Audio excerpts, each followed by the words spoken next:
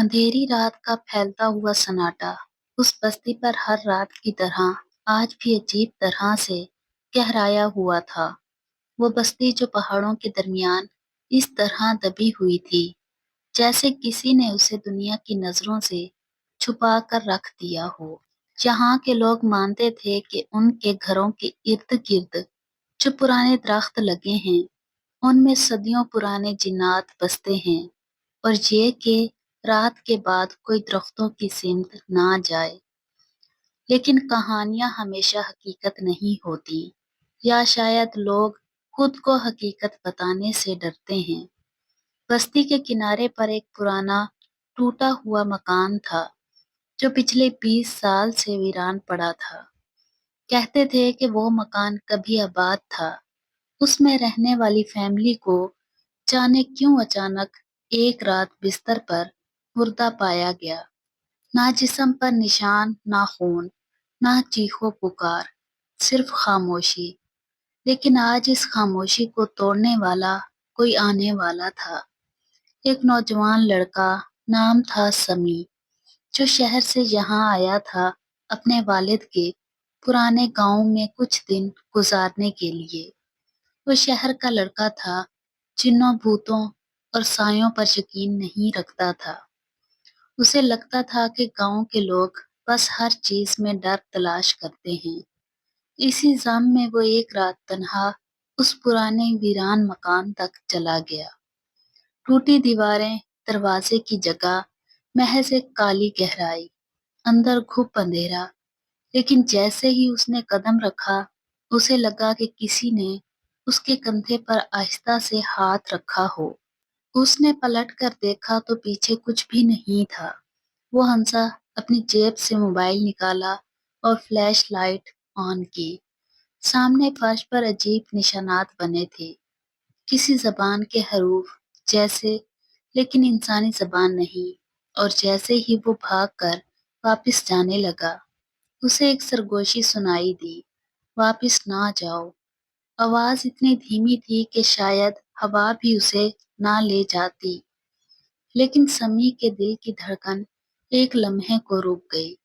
اس کا گلا خشک ہوا، اور جب اس نے دوبارہ پیچھے دیکھا اس بار وہاں کوئی کھڑا تھا، ایک لمبا سایہ، انسانی شکل، مگر آنکھیں گڈھوں جیسی خالی، ہاتھ لمبے اور انگلیاں کسی جانور کے پنجوں کی طرح ٹیڑھی۔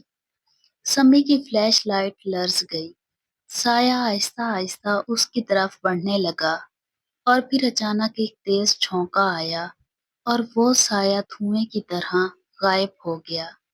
سمیع نے باہر دوڑ لگا دی، لیکن جیسے ہی وہ دروازے سے نکلا اسے لگا جیسے باہر اب وہی دنیا نہیں تھی۔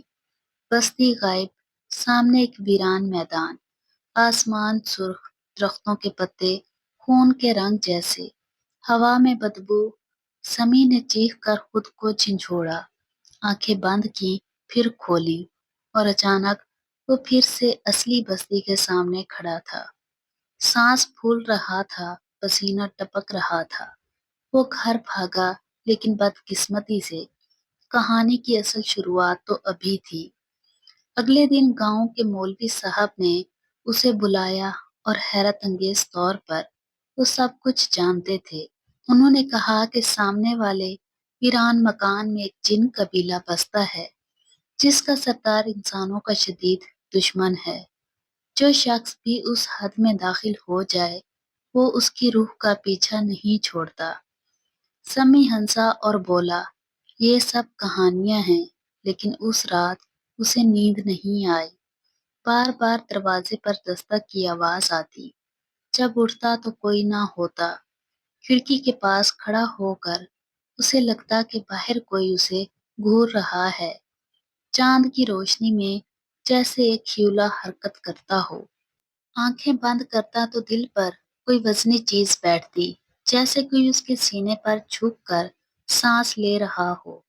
پھر تیسری رات اس نے خواب میں ایک لڑکی کو دیکھا، ایک عجیب مگر خوبصورت چہرہ، سفید لباس، بال لمبے، مگر اس کی آنکھیں تو سرخ تھی جیسے شعلے بھڑک رہے ہوں۔ لڑکی نے صرف ایک جملہ کہا، تمہیں یہاں نہیں آنا چاہیے تھا۔ خواب ٹوٹا لیکن وہ لڑکی اب اس کی حقیقت میں بھی نظر آنے لگی۔ وہ درختوں کے پیچھے، کمروں کے کونوں میں، آئینے کے عکس میں کھڑی رہتی، کبھی مسکراہٹ کے ساتھ، کبھی شدید غصے کے ساتھ۔ لیکن اصل مسئلہ تب شروع ہوا جب سمی نے ایک دن جنگل میں اس سفید لباس والی لڑکی کا پیچھا کیا اور وہ اسے لے گئی اس گہرے حصے میں جہاں انسان کبھی نہ گیا۔ وہاں ایک کھائی تھی اور اس کھائی کے اندر روشنی تھی، جیسے کوئی اور دنیا ہو۔ لڑکی نے کہا کہ یہ دونوں جہانوں کی سرحد ہے۔ انسانوں کی غلطی نے ہمارے قبیلے کو قید کر دیا تھا اور اب سردار تمہارے پیچھے ہے۔ سمی کچھ سمجھ نہیں پایا کہ اچانک درخت ہلنے لگے، زمین پھٹنے لگی اور وہی سایہ نمودار ہوا، لیکن اس بار وہ پہلے سے بھی زیادہ قریب۔ آنکھیں آگ کی طرح اس کے ہاتھ لمبے ہوتے گئے، سمی کو گھیرنے لگے۔ اچانک سفید لباس والی لڑکی نے چیخ مار کر سمی کو پیچھے دھکیلا اور خود آگے بڑھ کر جن سردار کے سامنے کھڑی ہو گئی۔ وہ چیخی، میں اسے نہیں دوں گی۔ جن سردار نے غصے سے آسمان ہلا دیا اور کہا، تم ایک انسان کی وجہ سے اپنی قوم سے غداری کرو گی۔ لڑکی نے کہا، یہ انسان بے قصور ہے۔ وہ لڑکی اصل میں جن سردار کی بیٹی تھی جو انسانوں کے حق میں تھی۔ اس نے سمی کو بھاگنے کا کہا۔ سمی بھاگا، پیچھے دھماکوں کی آوازیں، درخت ٹوٹنے کی آوازیں، چیخیں، دھاڑیں، اور جب سمی نے بستی میں قدم رکھا سب کچھ بدل چکا تھا۔ گھروں کے دروازے کھلے تھے، لوگ بے ہوش گرے تھے، آسمان پر سیاہ دھواں گردش کر رہا تھا اور بستی کے بیچ وہی سایہ کھڑا تھا، لیکن اس بار وہ اکیلا نہیں تھا۔ اس کے پیچھے درجنوں جنات کے سائے کھڑے تھے، زمین لرز رہی تھی۔ سمی نے مولوی صاحب کو پکڑا، وہ نیم مردہ حالت میں تھے۔ انہوں نے صرف ایک جملہ کہا، جنگ شروع ہو چکی ہے۔ اگلے لمحے آسمان سے آگ برسنے لگی۔ جنات نے بستی کے ہر درخت سے نکل کر حملہ کیا، لیکن اسی وقت وہ سفید لباس والی جن لڑکی آ گئی۔ اس کی آنکھیں اب سرخ نہیں تھی، نیلی تھی، وہ انسانوں کی محافظ بن گئی تھی۔ اس نے سمی کا ہاتھ پکڑا اور کہا، آج فیصلہ ہوگا۔ جنگ شروع ہوئی، ہوا میں دھماکے، روشنی کے گولے، سیاہ دھواں، چیخیں، زمین پھٹتی، آسمان بدلتا۔ گھنٹوں کی لڑائی کے بعد جن سردار کمزور ہو گیا، لیکن آخری وار وہ سمی پر کرنے لگا۔ اس لمحے لڑکی نے خود کو سمی کے آگے کر دیا اور سردار کا وار اپنے سینے پر لے لیا۔ وہ زمین پر گری، خون نہیں نکلا، اس کی جگہ نیلی روشنی بہہ نکلی۔ سردار چیخا اور دھوئیں میں تبدیل ہو کر ختم ہو گیا۔ بستی بچ گئی، لیکن لڑکی کی سانسیں ٹوٹنے لگی۔ اس نے سمی کا ہاتھ پکڑا اور کہا، جن ہوں یا انسان، دل سب کا ایک جیسا ہوتا ہے، اور یہ کہہ کر وہ ہوا میں تحلیل ہو گئی۔ روشنی کے ذرات بستی میں بکھر گئے۔ اس رات جنات کا قبیلہ ہمیشہ کے لیے ختم ہو گیا، لیکن سمی کے دل میں ایک ایسا خلا چھوڑ گیا جو کبھی نہ بھرا۔